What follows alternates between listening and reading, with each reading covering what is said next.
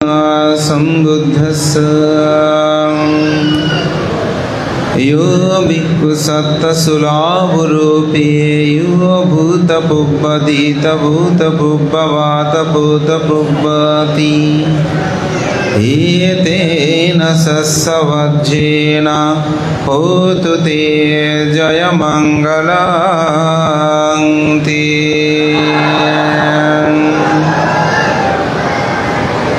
তথাগত বুদ্ধের একটি অমীয় কথা। হে ভিক্ষুগণ, পৃথিবীতে এমন কোনো প্রাণী নেই যিনি আমার জ্ঞাতি ছিল না। জন্ম জন্মান্তরে পৃথিবীর সমগ্র প্রাণীগণ, কেউ আমার ভাই ছিল, কেউ আমার ভগ্নী ছিল, কেউ আমার স্ত্রী ছিল, কেউ আমার পুত্র ছিল। তাই পৃথিবীতে এমন কোনো প্রাণী নাই যে আমার জ্ঞাতি ছিল না। সকল প্রাণী আমাদের জ্ঞাতি। কালের বিবর্তনে, সভ্যতার ক্রমবিকাশে মানুষের যখন আবির্ভাব হয়, তখন নিজেদের আত্মরক্ষার্থে মানুষ বংশ, গোত্র, গোষ্ঠী, সমাজ, জাতি, ধর্ম বিভিন্নভাবে মানুষ একত্রিতভূত হওয়া শুরু করে। তখনই গোষ্ঠীগণের আবির্ভাব। তথাগত মহাকারণিক বুদ্ধ তিনি তার ধর্ম দর্শনীয় এই জ্ঞাতিচর্যার কথা বলেছেন। মঙ্গলসূত্রের মধ্যে বলা হচ্ছে জ্ঞাতা কানাঞ্চা সাঙ্গাহ, জ্ঞাতিগণের হিত সাধন করা। বিরূপ যখন শাক্য বংশকে ধ্বংস করতে যাচ্ছিল, তখন তিনি এই জ্ঞাতি শাক্য বংশকে রক্ষা করার জন্য ডালপালাহীন একটি বৃক্ষের নিচেই তিনি বসেছিলেন। বিরূপ বুদ্ধকে দেখে স্বাভাবিকভাবে পথ দিয়ে যাচ্ছে, বুদ্ধকে বন্দনা না করলে তো হয় না। তো বন্দনা করাতেই বুদ্ধকে জিজ্ঞাসা করলেন, আপনি ডালপালাহীন এই বৃক্ষতলে কেন বসে আছেন? তো বুদ্ধ বলেছিল, জ্ঞাতির ছায়া বড় বেশি সুশীতল। তখন বিরূপ বুঝতে পেরেছে, আমি তো শাক্য বংশকে ধ্বংস করতে যাচ্ছি, সে কারণেই বুদ্ধের কথা বলেছেন। এইভাবে তিনবার বুদ্ধের কথায় বিরূপ আর শাক্য বংশকে ধ্বংস করতে যায়নি। কিন্তু চতুর্থবার যখন আবার সৈন্য সামন্ত নিয়ে যাচ্ছিলেন, তখন বুদ্ধগণ একটা ধর্মতা আছে। তৃতীয়বারের পর চতুর্থবারে কোনো কিছু ঘটলে এটা নিয়ে বুদ্ধগণ পর্যালোচনা করেন, কেন এমন হচ্ছে। তো দেখলেন যে অতীত জন্মে এই শাক্য বংশীয়গণ তারা মাছ শিকার করার জন্য জলের মধ্যে বিষ নিক্ষেপ করেছিল একসাথে। এই কর্ম বিপাক তাদেরকে ভোগ করতে হবে। তখন চতুর্থবার আর যায়নি। তখন বিরূপ আক্রমণ করে শাক্য বংশের মানুষ সেখানে ক্ষত বিক্ষত হয়, অনেকের প্রাণ যায়। আর কেউ পালিয়ে ভারতবর্ষের বিভিন্ন জায়গায় ছড়িয়ে পড়ে। সে শাক্য বংশকে অনেকেই এই বড়ুয়া জাতি, বিজ্জি জাতি, শাক্য বংশ, বুদ্ধ বংশ এভাবে বিভিন্ন ইতিহাস দাবি করে। এখানে বিভিন্ন গোষ্ঠীর আবির্ভাব হয়।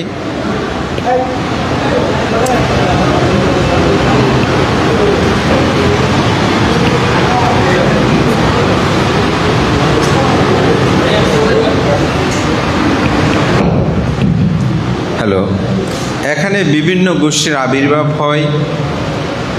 আমাদের বড়ুয়া জাতির ইতিহাস সহ বিভিন্ন গ্রন্থে আমরা বহু গোত্রের, বহু গোষ্ঠীর নাম আমরা পাই। সেখানে মুরাল গোষ্ঠী একটি অন্যতম। আজকে অত্যন্ত আনন্দের বিষয়, বাংলাদেশে প্রায় যতটুকু উদ্ধার হয়েছে 18টা গ্রামে, যেটা জানতে পারলাম, 18 গ্রামের প্রতিনিধিরা এখানে সবাই বা গোষ্ঠীর সবাই উপস্থিত হয়ে একটি অনুপম কর্ম সম্পাদন আপনারা করেছেন। এই মুহূর্তে পুণ্যময় এই জ্ঞাতি সম্মেলন অনুষ্ঠানের শ্রদ্ধেয় ভারপ্রাপ্ত অনুষ্ঠানের সভাপতি আমার পরম শ্রদ্ধেয় জ্ঞান সারথী শ্রদ্ধেয় জ্ঞানরত্ন মহাতের মহোদয়, শ্রদ্ধেয় জিনেরতন ভান্তি এবং সকল সুধীজন, আমি সঙ্গের প্রতি বন্দনা জানাই। আপনাদের সকলের প্রতি মৈত্রী চিত্তে পুণ্যদান এবং এই গোষ্ঠীর যারা প্রয়াত হয়েছেন তাদের পারলৌকিক শান্তি কামনায় পুণ্যদান করছি। আমি একটু প্রশংসা করব আজকে। প্রথমে বলবো, এই গ্রন্থের যারা দায়িত্ব ছিলেন তারা একটা অসাধারণ কাজ করেছেন। আমিও ছোটোখাটো প্রকাশনার সাথে যুক্ত থাকি, কিন্তু এখানে যেভাবে বংশলতিকা আমরা যেটা বলি এটা সংযোজিত করেছে, আমার কাছে খুব অবাক লেগেছে। সাধারণত নাম কাহিনী দেওয়াটা খুব সহজ, কিন্তু এত সুন্দর করে বংশলতিকা দিয়েছে এখানে, সবাইকে খুঁজে পাওয়াটা খুব সহজ। এজন্য আমি এই প্রকাশনার সাথে যারা সম্পৃক্ত, বিশেষ করে সম্পাদক, চেয়ারম্যান এবং প্রায়জনের লেখনীতে অত্যন্ত একটি চমৎকার কাজ হয়েছে। এটা আমি বলবো অসাধারণ। কেন অসাধারণ? ইতিহাসকে খোঁজার মাঝে যে একটা আনন্দ, এটা আমি বুঝেছি। অতি সম্প্রতি আমি হংকং গিয়েছিলাম। 10,000 একটি বুদ্ধিস্ট টেম্পল আছে, যেখানে রাস্তা দিয়ে ওঠার সময় অসংখ্য বোধিসত্ত্বের মূর্তি আছে। তো পাশে বিভিন্ন বাণী লেখা আছে, বাণীগুলো সবে চাইনিজ। এখন চাইনিজ লেখা তো আমি আর পড়তে পারি না। তা আধুনিক বিজ্ঞানের কল্যাণে আমি কি করেছি, মোবাইলে যে ট্রান্সলেশন আছে সেটাকে ইউজ করে আমি সেগুলো পড়তে শুরু করলাম, যে এই চাইনিজ আঁকা বাঁকা লেখার মধ্যে আসলে কি আছে। তো প্রথমত উঠে গেছি, নামার সময় আস্তে আস্তে নামতে গিয়ে আমার মোবাইলটা দিয়ে আমি বারবার সেগুলো পড়ছিলাম। পড়ে এত আমার আনন্দ লাগছিল, এবং এই 10,000 বোধিসত্ত্বদের যে ছবিগুলোর নিচে এক একজনের নামগুলো যে ভারতীয় সভ্যতার সাথে মিল আছে, এটা আমাকে খুব অবাক করেছে। আমরা সাধারণত তাদের নামগুলো চুংচা, বুমা এই ধরনের বিভিন্ন নাম লেখা, কিন্তু এগুলোর অর্থ কি বাংলায়? যখন আমি সেটা আবিষ্কার করতেছি তখন দেখা যাচ্ছে যে প্রজ্ঞাবুদিতা, অথবা ওনার নাম হচ্ছে, আমরা যেমন প্রজ্ঞানন্দ বলছি না, তখন দেখা যাচ্ছে এই ভান্তের নাম হচ্ছে প্রজ্ঞাবুদিতা। আবার দেখা যাচ্ছে জ্ঞান রাক্ষিতা, অথচ চাইনিজে লেখা আছে চুংচাং, এই ধরনের কিছু একটা হবে। আমি তো চাইনিজ আর পড়তে পারি না। এই আবিষ্কারটা আমার কাছে এত আনন্দের মনে হয়েছিল, তখনই আমি ওখানে বিড়বিড় করে বলছিলাম রবীন্দ্রনাথের সেই কথাটা। তিনি যখন ইন্দোনেশিয়ার বদুগুরে গিয়েছিলেন, সেখানে তার সে বিখ্যাত কবিতা, পাষাণের মৌন তটে যে বাণী রয়েছে চিরস্থির, কোলাহল ভেদ করে শত শতাব্দী, আকাশে উঠেছ অবিরাম অজয় প্রেমের মন্ত্রে, আমি বুদ্ধির শরণ নিলাম। কেন তিনি এই কথাটা বলেছেন? কারণ আপনি যখন কোনো একটা নতুন কিছুকে আবিষ্কার করবেন, তার মধ্যে যে একটা অসাধারণ আনন্দ আছে, এটি আজকে যারা মূলের গোষ্ঠীর মধ্যে এখানে সবাই সমবেত হয়েছেন, আমি মনে করি সে আনন্দটা আপনারা আজকে এখানে খুঁজে পাবেন। যেমন আমাদের সুমন বড়ুয়া মহোদয়, যিনি আমাদের সমাজ গগনের একজন আলোকিত ব্যক্তিত্ব, তিনি একজন প্রধান শিক্ষককে হয়তো বড়ুয়া হিসেবে সহযোগিতা করেছেন, সহমর্মিতা, কিন্তু আজকে যখন তিনি জানলেন যে তার রক্তের স্রোতধারার সাথে এখানে সম্পর্ক আছে, তখন সে আন্তরিকতাটা আরও বেশি বেড়ে গেছে। তা আমি মনে করি যে আজকে একটি অসাধারণ আপনারা কাজ সম্পাদন করেছেন। বিশেষ করে আজকের সবার উদ্বোধনীতে আমাদের সমাজ গগনের আলোকিত ব্যক্তিত্ব ডাক্তার সুমেধ বড়ুয়া মহোদয়, তিনি তার এই আবিষ্কারের কথাটা এখানে ব্যক্ত করেছেন, কিভাবে তিনি সেটা করেছেন। তা আমি মনে করি যে এইভাবে সম্মিলিত হওয়াটা খুবই প্রয়োজন। তাতে বর্তমান সময়ে যে আমাদের একাকী জীবনযাপন করার যে একটি প্রবণতা মানুষের মধ্যে হয়েছে, যে সমাজ, ধর্ম, গোষ্ঠী এগুলো থেকে বিচ্ছিন্ন হয়ে যাবার, এই গোষ্ঠী সম্মিলনের মাধ্যমে আমি মনে করি সেটাকে একত্রিতভূত করার প্রচেষ্টাটা এখানে শুরু হয়েছে। আমার একটা কথা এখনো মনে পড়ে, আজ থেকে প্রায় 7-8 বছর আগে হবে, আমাদের জ্যৈষ্ঠপুরা কেন্দ্রীয় বিহারে একজন বক্তা তিনি বলছিলেন, বলে যে আগে আমরা সবাই মিলেমিশে থাকার কথা বলতাম, এখন আমরা একাকী থাকতে চাই। তো উনি বলছে যে এখন একটা গানও বের হয়েছে, আমাকে আমার মতো থাকতে দাও। হয়তো আমাকে আমার মতো কেন থাকবে, সবাইকে মিলেমিশে থাকতে পারে না। তা আসলে আমরা এখন মিলেমিশে থাকতে চাই না, আমরা সবাই আলাদা আলাদা হয়ে ঝামেলা মুক্ত মনে করে থাকতে চাই। সেটা বুঝে যাবে কখন, সেরকম যখন আপনি হবেন। বিশেষ করে চায়নায় যখন বিপ্লব হলো, যেটি কমিউনিজমের যেটা বিপ্লব, মাউন্ট সেতু যেটা করেছেন, তখন ধর্ম কর্ম সব, বিশেষ করে ধর্মীয় কাজ বন্ধ করে দিলেন। শত নয়, হাজার হাজার বুদ্ধিস্ট টেম্পল তারা মেরে দিল, ভিক্ষুদের জোর করে চিবর ত্যাগ করালো এবং বহু ভিক্ষু তাতে নিহত হয়েছে। কিন্তু 1940 সালের দিকে এসে দেখা গেল চীনের সামাজিক অবস্থার বিশাল অবক্ষয় শুরু হয়েছে। ধর্ম ছাড়া এই অবক্ষয়কে রোধ করা যাবে না। তখন কবিরজিরা ধর্মটা বিহারগুলো খুলে দিতে শুরু করলো, যদিও ঘোষণা দিয়ে দেয় নাই, কিন্তু তারা বিভিন্ন ধর্মীয় অনুষ্ঠানগুলোতে যোগদান করতে শুরু করলো। এবং আপনারা জানেন চীনে এখন অসংখ্য সেখানে বুদ্ধিস্ট কনফারেন্সগুলো হয়। আমি এটা বলছি যে আমরা একাকী থাকতে থাকতে মনে করছি যে ভালো আছে, ঝামেলা মুক্ত, কিন্তু যখন একাকী হয়ে যাবেন, যখন আর মানুষ পাবেন না, তখন আপনি দুঃখটা বুঝতে পারবেন। আমেরিকার একটা খুব সুন্দর কাহিনী আছে, সেটা হচ্ছে একজন মেয়র একটা দেশের মধ্যে, তিনি সব জায়গায় প্লাস্টিকের গাছগুলো লাগাচ্ছে, সবাই খুব খুশি, বলে যে হ্যাঁ এটা খুব ভালো হচ্ছে, কারণ প্লাস্টিকগুলো দেখতে সুন্দর লাগে, নগরীর সবসময় পরিষ্কার পরিচ্ছন্ন থাকে। এখন গাছের হয়তো পাতা ঝরে পড়ে, মুখ পড়ে, সমুখ পড়ে, তখন রাস্তায় সব গাছ কাটতে কাটতে এই প্লাস্টিকের ফুল গাছ এগুলো লাগাতে হবে, মানুষ গাছ কেটে ফেলতেছে, সব প্লাস্টিক দিচ্ছে।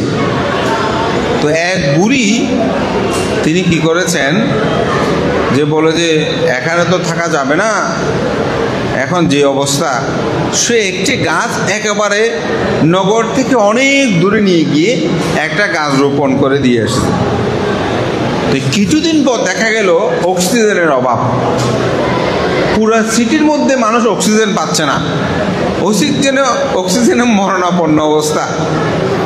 তো বুড়ির এক নাতি ছিল, তো নাতিটা সেও অক্সিজেনে খুব কষ্ট পাচ্ছে। এখন নগরের যিনি মেয়র ছিলেন তার প্রতি সবাই ক্রুদ্ধ হয়ে গেল, এতদিন তার প্রশংসা করতেছে, কিন্তু এখন যখন অক্সিজেন পাওয়া যাচ্ছে না, তো নাতি কি করলো, নাতিকে বলল, আমি অমুক জায়গায় একটা গাছ রোপণ করে এসেছিলাম, তুমি যদি পারো সেটা গিয়ে নিয়ে আসো, ওখানে অনেকগুলো গাছের আরও চারা থাকতে পারে। তো সেটা নিয়ে এসে আবার বনায়ন করতে শুরু করলো।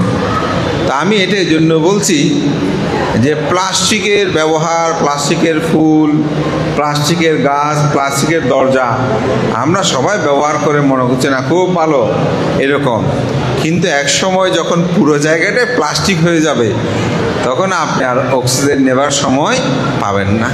তা আমরাও যারা এখন একাকী বেশি থাকতে চাই, 10 তলা বিল্ডিং, নিচের তলায় যে একটা বড়ুয়া আছে এটা জানে না, বলতে পারেন তা আপনি এখানে এসেছেন, আমি তো হ্যাঁ আপনাদের 3 তলায় তো একটা বড়ুয়া আছে, বলতে পারেন তো এমনি একটু শুনেছি কিন্তু কথাবার্তা করতে তো আপনি এই বিল্ডিংয়ে আছেন কতদিন, বান্দা আমি তো 10 বছর, তো উনি আসছে কতদিন হবে, বলতে পারেন তো শুনেছি উনিও বোধহয় 12-13 বছর হবে।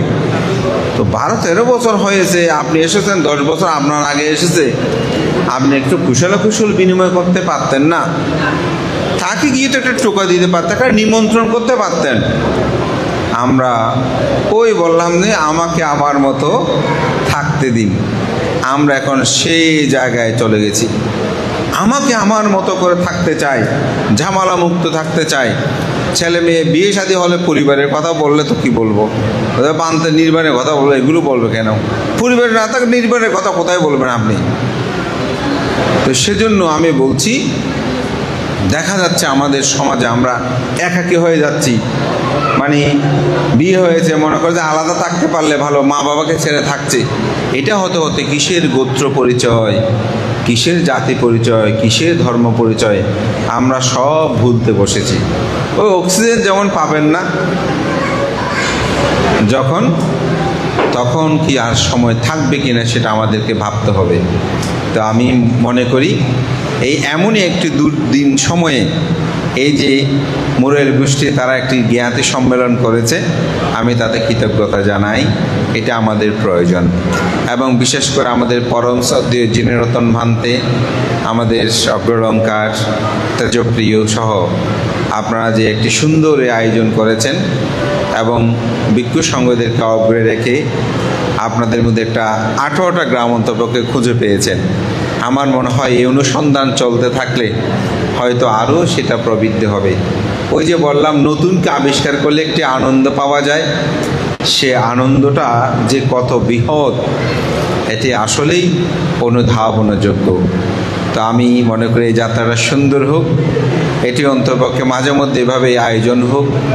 আমি মনে করি অর্থবিত্তটা বিশেষ কিছু নয়।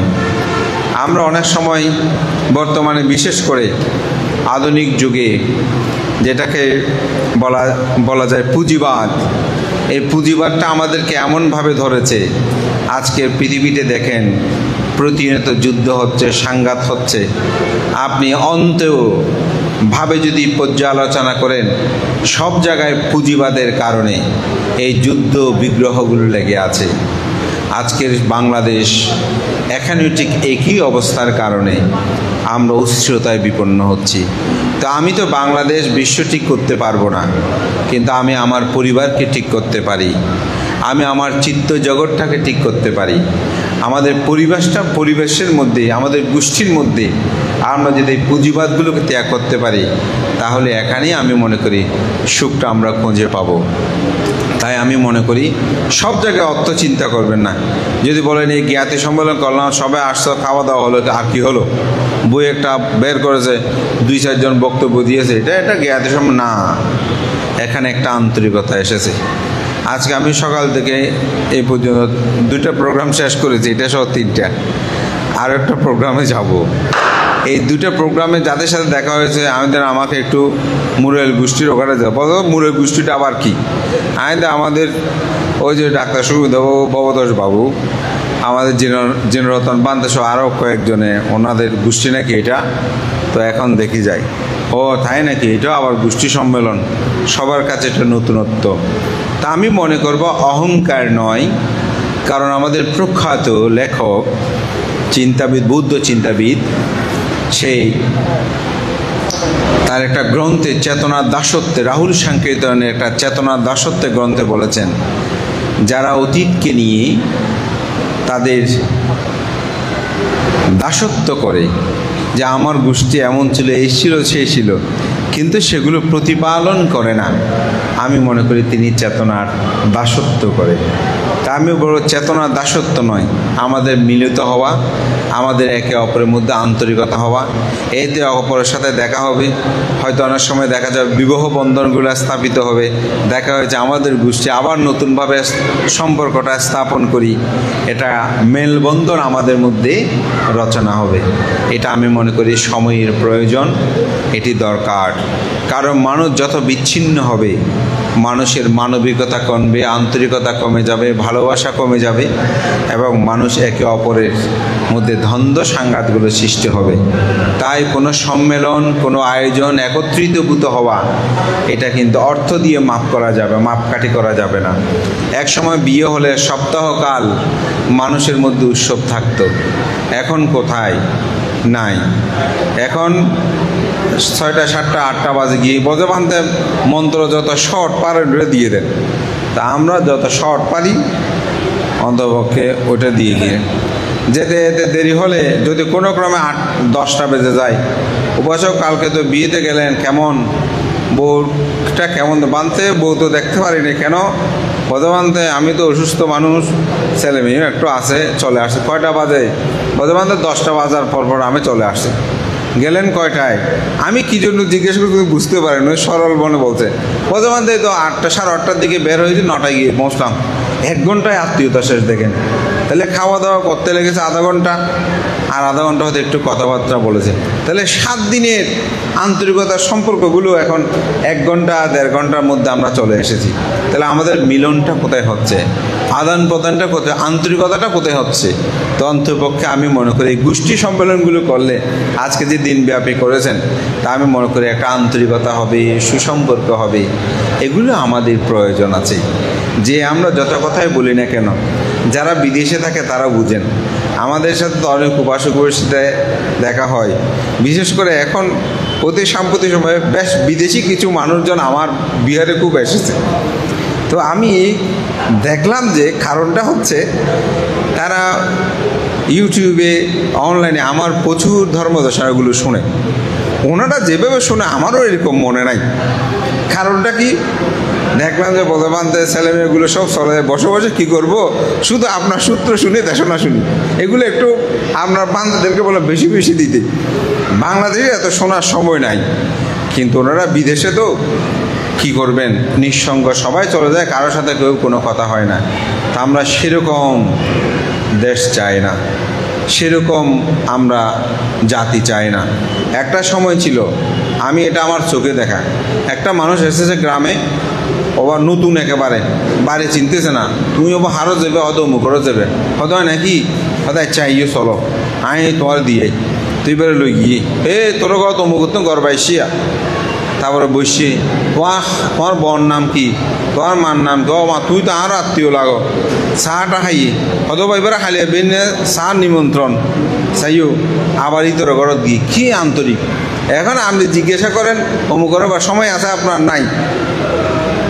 দিস হয়ে বলে আপনাকে দেখিয়ে দেবে, কাজ শেষ। আমাদের সময়ও নাই, আমাদের সেই আন্তরিকতাও নাই, কিন্তু একটা সময় সেটা ছিল। কেন? আমরা কি খুব বেশি সুখে আছি?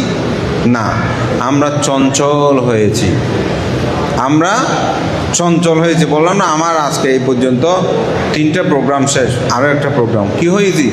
চঞ্চল হয়েছি। যে আসলে চঞ্চল হলে তো, অস্থির হলে তো তার দ্বারা কিছু অর্জন হয় না আমাদের জন্য। সেজন্য প্রকৃত কোনো অর্জন আমরা এখন পাচ্ছি না। আমাদের স্থিরতার দরকার, এই জ্ঞাতি বন্ধন। আমি মনে করি আজকে একটা দিন আপনারা সময় দিয়েছে, বহু কাজ থাকুক, কিন্তু নতুন নতুন মানুষের সাথে পরিচয় হলো। আমি একবার একটা ইন্টারন্যাশনাল প্রোগ্রামে দুঃখ করে আমাদের ডক্টর বিক্রম প্রসাদ বাবুকে বলছিলাম, বসো, এই পর্যন্ত তো 3-4টা প্রোগ্রামে আসলাম, ইন্টারন্যাশনাল প্রোগ্রামে, আমি তো কোনো লাভ খুঁজে পাচ্ছি না। এখানে তো এসে আমাদেরকে বিশাল বড় হোটেলে রাখতেছে, 5 স্টার 7 স্টার হোটেলে রাখতেছে, 4 স্টার, খাওয়া দাওয়া করতে সম্মেলন যাচ্ছি, আপনারা কিছু বক্তব্য দিচ্ছেন, আমরা শুনতেছি, আমরা কিছু লিখিত কথাবার্তা বলতেছি, এখানে লাভটা কী হলো? আপনি কেন বারবার এখানে আসেন? বলছে, ভান্তে, আমার লাভটা হচ্ছে আমি এখানে নতুন নতুন বন্ধু খুঁজে পাই। আমি পৃথিবীর বিভিন্ন দেশের নতুন নতুন বন্ধুগুলো খুঁজে পাই, যাদের সাথে আমার চেহারার মিল নাই, ভাষার মিল নাই, পোশাকের মিল নাই, খাওয়ার মিল নাই, কিন্তু মানুষগুলোর সাথে আমার মনের মিলটা হয়ে যায়। আমি বললাম, আপনার কথাটা আসলে ঠিক, অর্থাৎ নতুন কিছুকে আমি জানতে পারি, অর্থাৎ আজকেও ঠিক আমরা কিছু নতুনকে জানতে পারলাম, এখানেই আনন্দ। শ্রদ্ধেয় সভাপতি ভান থেকে বন্দনা, আপনারা যে এখানে আহ্বান করেছেন তার জন্য কৃতজ্ঞতা জানিয়ে আপনাদের সবার মঙ্গল সুখ কামনা করি। এবং ইতিমধ্যে আমাদের আজকের অনুষ্ঠানের প্রধান অতিথি আমার পরম কল্যাণ মিত্র প্রফেসর উপাচার্য ডক্টর প্রভাত চন্দ্র বড়ুয়া মহোদয়, তিনি উপস্থিত হয়েছেন, তার প্রতি কৃতজ্ঞতা জানিয়ে আপনাদের সকলের উত্তরোত্তর শ্রীবৃদ্ধি কামনা করে এই মুরাইল গোষ্ঠীর অগ্রযাত্রা আরও ত্বরান্বিত হোক, তাদের মধ্যে সেই জ্ঞাতির বন্ধনগুলো আরও সুদৃঢ় হোক, এই প্রত্যয় ব্যক্ত করে আমার কথা শেষ করছি। জগতের সকল প্রাণী সুখী হোক।